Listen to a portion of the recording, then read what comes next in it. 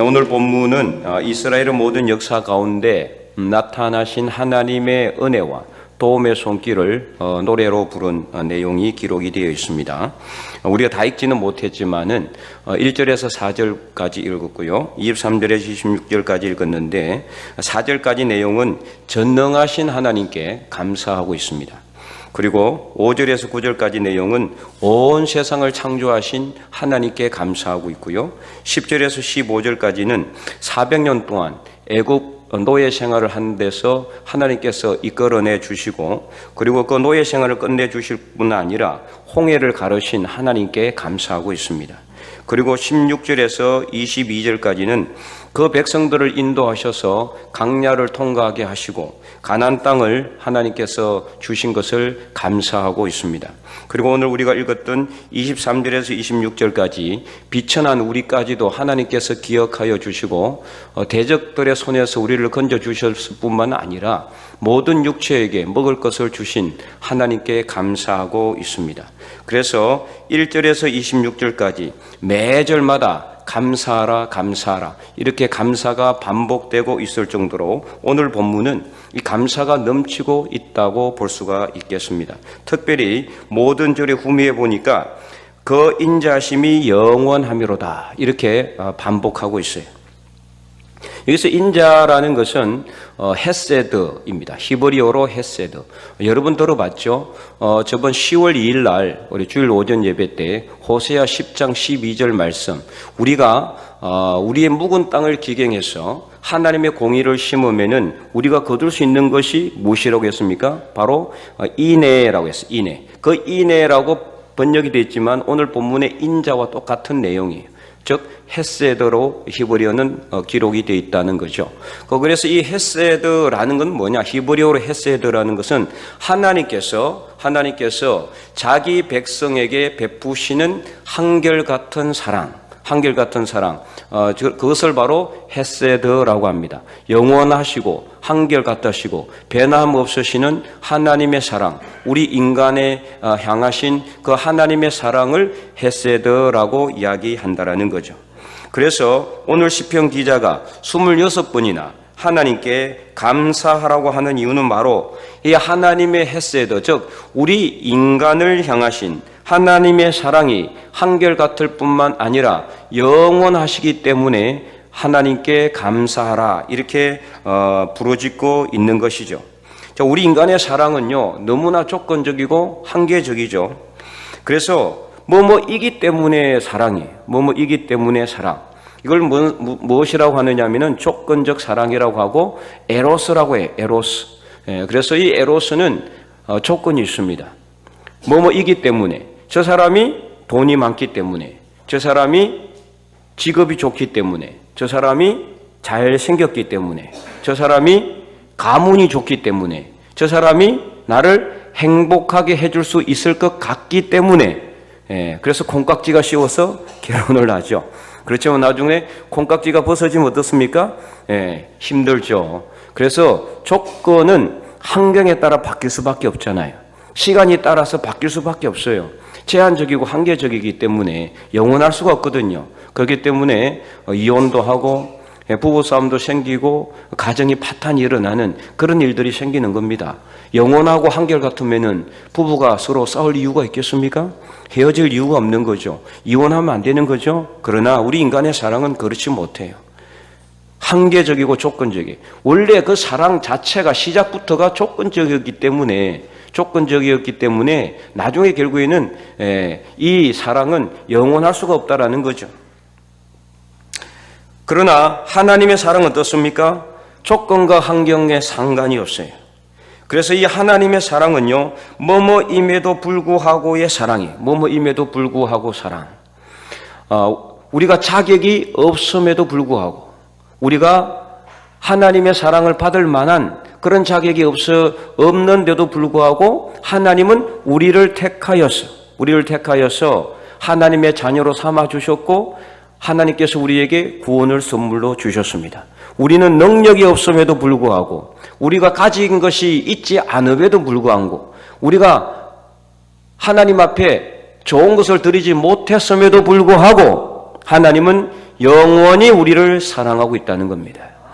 우리는 때로는 기쁘고 즐거울 때는 하나님께 좋은 것을 드리고 많이 드리기도 하지만 그렇지 않을 때는 또 그렇게 좋은 것을 드리지 못하잖아요. 불평을 드리고 오히려 불만을 하고 오히려 하나님을 향해서 쓴 마음을 품고 섭섭한 마음을 가지고 있음에도 불구하고 하나님은 우리를 섭섭하게 생각하지 않습니다.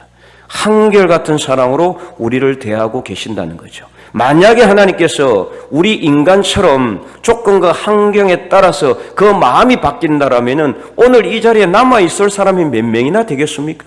한 명도 없을 것입니다. 그래서 하나님의 사랑은 뭐뭐임에도 불구하고 사랑. 그래서 이것을 아가페라고 합니다. 무조건적인 신적인 사랑이다 이렇게 이야기하는 거죠. 우리의 허물이 많음에도 불구하고 우리를 택하셔서 구원해 주셨어요. 바로 이 사랑이 오늘 본문에 나오는 인자하심, 하나님의 헤세드임을 깨닫고 오늘 우리가 비록 하나님께 많은 것을 드리지 못함에도 불구하고 그럼에도 불구하고 우리를 변함없이 사랑하시는 하나님의 사랑에 감사하며 하나님께 영광을 올려드리는 저와 여러분이 될 수 있기를 간절히 축원드립니다. 자, 그러면은 오늘 우리는 구체적으로 하나님께 어떻게 감사해야 하겠습니까? 첫 번째는 삶의 작은 부분을 하나님께 감사하시기 바랍니다. 우리는 감사가 뭔가 큰 일을 이루어야만 하나님께서 뭔가 큰 기적을 베풀어 주셔야만 그때 우리는 감사한다라고 착각하고 있는데 절대 그렇지 않아요. 그림 하나를 보여주시기 바랍니다. 은혜라는 The Grace라는 그 제목이 붙여진 유화 그림이에요. 여러분 많이 본 적이 있죠? 믿지 않는 사람들도 한두 번은 봤을 법한 그런 그림이에요.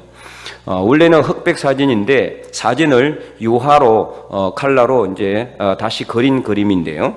1918년에 미국의 미네소타주 보베이라는 탄광촌에 이 작은 사진관을 운영하는 에릭 앤스트롬 그 집에 한 백발이 성성한 바로 저 사진에 그림에 나와 있는 저 할아버지죠. 저 할아버지가 신발 털개를 이렇게 팔러 그 사진관에 들어와서 그 사진관에서 좀 쉬어갈 수 있도록 허락을 받았어요. 그래서 허락을 받고 나서 그는 작은 보따리를 풀어서 빵 한 조각과 수프 한 그릇을 꺼내놓고 하나님께 간절히 감사 기도를 하는 거죠. 그 모습을 본 이 에릭 앤스트롬은 이 사람이 주인이죠. 너무나 감동을 받았어요. 전율을 느꼈어요. 그래서 사진을 찍어놨는데 그 당시에는 이제 칼라가 없었기 때문에 흑백으로 사진을 찍었어요. 그래서 이 에릭 앤스트롬은 이 할아버지에 대해서 이렇게 생각했다라는 겁니다. 이 노인은 많이 갖지는 못했지만 감사할 줄 아는 마음을 가졌으니 많은 것을 가진 사람이구나. 이런 생각을 하였다는 거죠. 그 소박한 감사기도 속에서 이 노인이 그 세상 그 누구보다도 더 부유한 사람임을 그는 깨닫게 된 거예요. 그리고 나중에 이 사진을 보고 이 에릭 앤스트롬의 딸이 그림을 그려서 유화로 그림을 그려서 사진전에 출품을 했는데 이 그림이 유명하게 된 것입니다. 그래서 오늘 우리도 이 그림을 보고 있는데 작은 빵 하나와 다 식어버린 수프 한 잔에도 감사할 줄 아는 마음, 하나님께서는 그것을 통해 놀라운 역사를 이루신다는 사실을 여러분 분명히 깨달으시기 바랍니다. 디모데전서 6장 7절과 8절에도 이렇게 기록이 되어 있어요. 우리가 세상에 아무것도 가지고 온 것이 없음에 또한 아무것도 가지고 가지 못하리니 우리가 먹을 것과 입을 것이 있은즉 족한 줄로 알 것이니라. 아멘. 여러분 우리가 세상에 올 때 여러분 뭔가 가지고 나온 사람 있어요? 맨몸으로 나왔잖아요. 맨몸으로. 나중에 우리가 주님께 갈 때도 우리는 맨몸으로 가요. 아무리 재산이 많아도 아무리 권력이 높아도 아무리 명예가 많아도 아무리 지위가 많이 있어도 그거 가지고 갈 수 없어요. 하나도 못 가지고 가요. 우리가 맨몸으로 하나님께로부터 와서 맨몸으로 하나님께 가는데 지금 우리에게 먹을 것과 입을 것이 있는 것을 족한 줄로 아시기 바랍니다. 그래서 삶의 작은 한 부분에 대해서 감사할 줄 알아야 돼요. 하나님께서 우리에게 주신 것, 내게 있는 것은 생각하지 못하고, 내가 누리고 있는 것 감사하지 못하고, 내가 가지고 있지 않는 것을 자꾸만 탐하고 그것을 달라고, 하나님께서 그것 주지 않았다라고 하나님께 불평하고 원망하면은 평생 동안 감사하지 못하는 삶을 살아가게 되는 거예요. 마태복음 14장에 보면은요, 예수님과 제자들이 사역을 하고 너무 피곤하고 힘드니까 이제 한적한 곳에 가서 이제 쉬려고 해요. 그래서 그 한적한 곳으로 가려는 그 동시에 사람들이 미리 먼저 알고 그곳에 가서 다 앉아서 기다리고 있는 거예요. 그거 어쩔 수 없잖아요. 그래서 또 이 사람들에게 말씀을 전하고 병든 자를 고치고 또 사역을 다 하다 보니까 날이 저물었어요. 배가 고프죠. 먹을 것이 없는 그런 상황에 이 사람들 어떻게 하느냐. 한두 사람도 아니고 나중에 보면은 남자만 5,000명이에요. 남자만. 어린아이와 여인들을 제외하고 남자만 5,000명이니까 줄 잡아 15,000명 이상은 모였지 않았겠어요? 그 수많은 사람들, 지금 배가 고파서 허기가 진 상태에서 예수님은 그냥 보낼 수 없잖아요. 그래서 너희가 먹을 것을 주라고 했을 때 무엇을 가지고 있느냐고 했을 때 그들에게 가지고 있는 것은 달랑 500이어 5개의 떡과 물고기 2마리밖에 없는 거예요. 그 수많은 사람들이 가지고 있는 것 딱 물고기 2마리, 떡 5개밖에 없는 상황에서 제자들이 그거 가지고 와서 예수님께 뭐라고 했습니까? 예수님, 이 보잘것없는 거 가지고 도대체 우리가 무엇을 할 수가 있습니까? 차라리 저 마을로 들어가 가지고 뭔가 사 먹게 하든지 그렇게 하도록 합시다. 그래서 예수님께서 뭐라고 했습니까? 가지고 오너라. 500여를 가지고 오너라. 그리고 500여를 들고 하늘을 우러러 축사하시고 하나님께 감사 기도했을 때 놀라운 기적의 역사가 일어납니다. 자, 마태복음 14장 19절에서 21절까지 내용을 보면은 이렇게 기록이 되어 있습니다. 우리 다 함께 한번 읽어볼까요? 무리를 명하여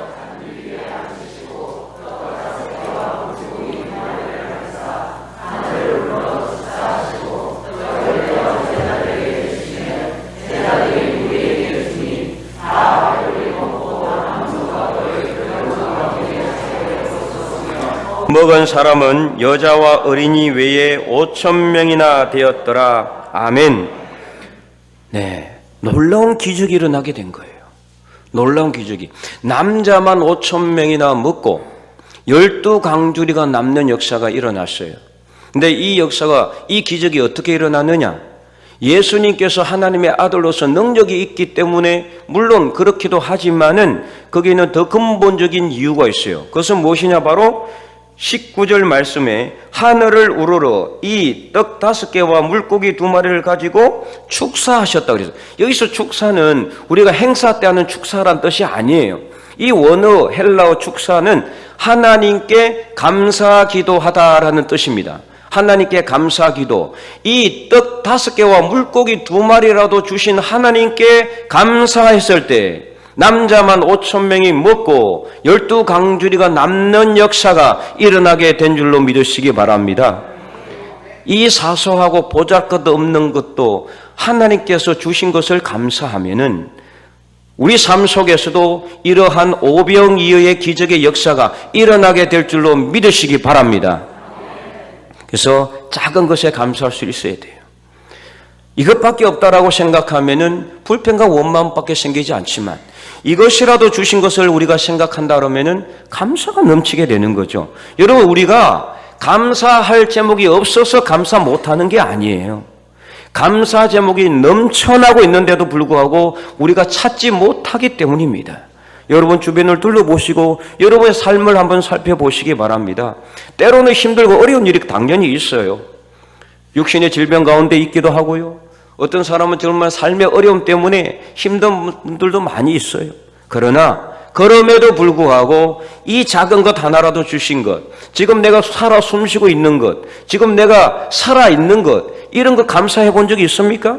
여러분 마음껏 호흡을 하고 숨을 쉴 수 있다는 것, 내가 그래도 몸이 불편하지만 걸어서 교회에 올 수 있다는 것, 내가 그래도 마스크를 끼고 있지만 그래도 입을 열어 기도할 수 있고 찬양할 수 있다는 것, 이것이 얼마나 감사한지 여러분 나중에 병이 들어서 죽을 지경이 되면은 이 하나하나가 너무나 감사하게 되는 겁니다. 그러므로 여러분, 여러분의 삶 속에 하나님께서 주신 삶의 작은 한 부분에 감사하시기 바랍니다. 그래서 우리 삶의 작은 감사들이 다 모여서 큰 감사의 바다를 이루어서 오병이어의 놀라운 기적의 역사가 여러분의 삶 속에 매일매일 경험될 수 있기를 주님의 이름으로 간절히 축원드립니다. 두 번째는요, 감사하기 힘들 때도 감사하시기 바랍니다. 다윗의 시편을 보면은 늘 감사가 끊어지지 않고 있음을 알 수가 있어요. 근데 그의 감사는요, 형통할 때만, 잘 일이 풀릴 때만 감사한 게 아니에요. 힘들고 어려울 때도 그는 더 하나님께 감사했어요. 그래서 그는 대적들에게 쫓겨다닐 때도 감사가 넘쳤습니다. 때로는 광야에서, 때로는 캄캄한 동굴에서 대적자들에게 쫓겨다니면서 죽을 고비를 수없이 넘기면서도 그는 감사가 끊어지지 않았어요. 그래서 시편 23편에 보면은 그는 이렇게 고백합니다. 여호와는 나의 목자시니 내게 부족함이 없으리로다. 그가 나를 푸른 풀밭에 누이시며 실만한 물가로 인도하시는도다. 내 영혼을 소생시키시고 자기 이름을 위하여 의의 길로 인도하시는도다. 내가 사망의 음침한 골짜기로 다닐지라도, 우리 4절부터 한번 읽어보겠습니다. 다 함께. 내가 사망의 음침한 골짜기로 다닐지라도 해를 두려워하지 않을 것은 주께서 나와 함께 하심이라. 주의 지팡이와 막대기가 나를 안위하시나이다. 주께서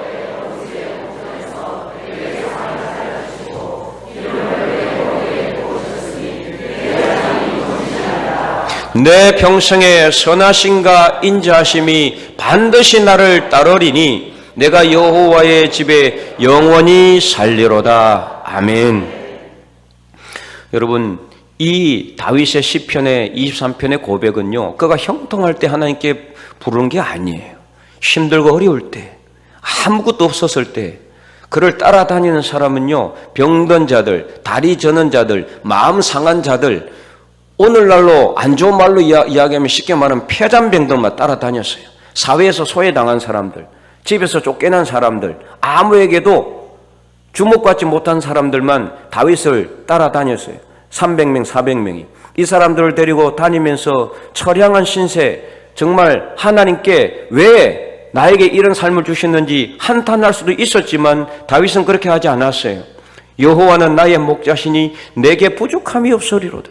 부족함이 있음에도 불구하고 부족함이 없을 것이라고 하나님께 선포하고 그렇게 감사하며 하나님께 나아갔을 때 하나님은 그를 모든 사람들 위해 높이 올리시고 이스라엘 이대 왕으로 세워주셨을 뿐만 아니라 그의 허리에서 인류의 구세주 예수 그리스도가 나오는 놀라운 복으로 채워주신 것입니다.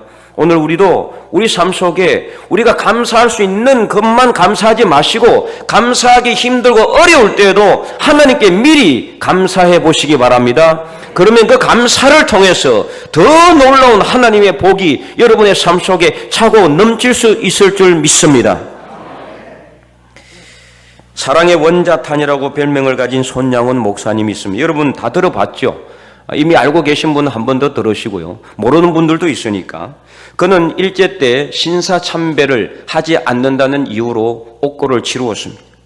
이후에 한센병 환자들이 격리되어 있는 여수 애양원에서 목회를 하면서, 그런데 그 목회한 지 얼마 되지 않아서 그때 여수와 순천에 반란 사건이 일어났죠. 여러분 잘 알고 있잖아요. 여순 반란 사건이라고 합니다. 며칠 가지 않았지만 공산주의자들, 사회주의자들, 오늘날로 말하는 빨갱이들이 그냥 이 총과 칼을 들고 그 여수와 순천을 갖다 완전히 장악을 했어요.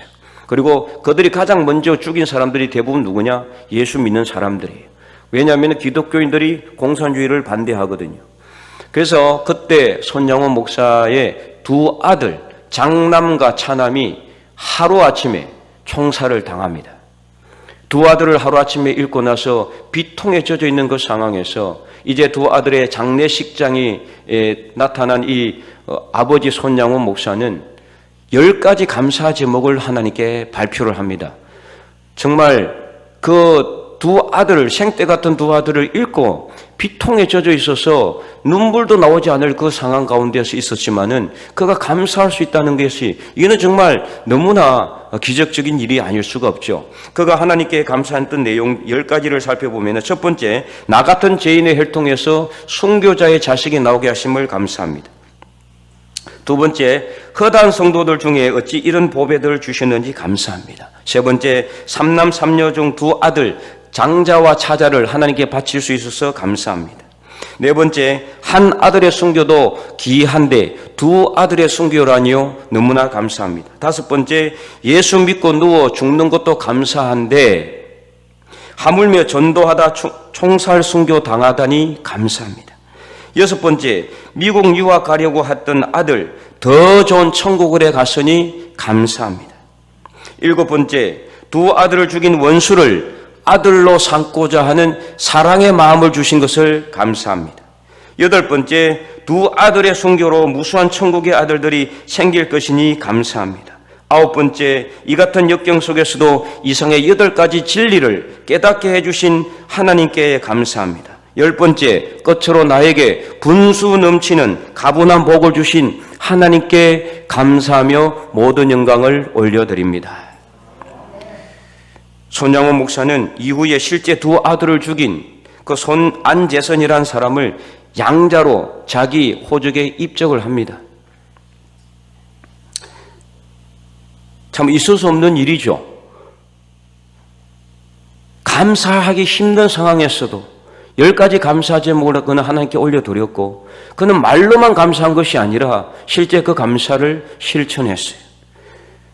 그리고 그 아들로 삼은 안재선은 나중에 신학교에 가서 신학을 공부했고, 그는 두 사람을 죽인 그 죄책감 때문에 평생을 괴로워하며 참회하다가 그의 아들이 나중에 목사가 되었습니다. 그리고 손양원 목사는요, 이후에 이제 6.25가 일어나게 됩니다. 그 한센병 환자들이 몸이 불편하잖아요. 그래서 목사님 보고, 목사님 빨리 피난을 가세요. 우리는 괜찮으니까 설마 우리까지 죽이겠습니까? 그러나 손양원 목사는 내가 몸이 불편한 당신들을 두고 나 혼자 살기 위해서 도망갈 수가 없다. 그래서 그 자리에 남았다가 나중에 그도 북한군에게 잡혀서 그도 순교당하게 됩니다.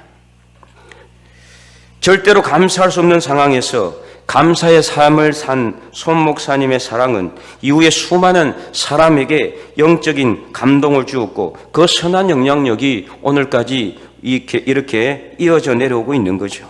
사실 감사할 수 있는 상황에서 감사하는 것은요, 안 믿는 사람들도 다 하는 겁니다. 어떤 경우에는 예수 믿지 않는 사람들도 더 감사가 넘치고 있는 것을 종종 보게 됩니다.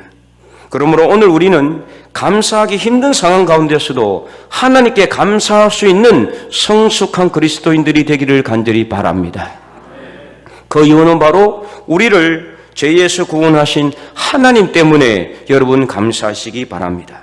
그래서 하박국 3장 17절 18절 하박국 선지자가 어떻게 고백했습니까? 비록 무화과 나무가 무성하지 못하고 포도나무에 열매가 없고 감람나무에 소출이 없고 밭에 먹을 것이 없고 우리에 양이 없고 외양간에는 소가 없고 그럴지라도 나는 여호와로 말미암아 즐거워하며 나의 구원의 하나님으로 인하여 기뻐하리로다. 이렇게 그는 고백했습니다.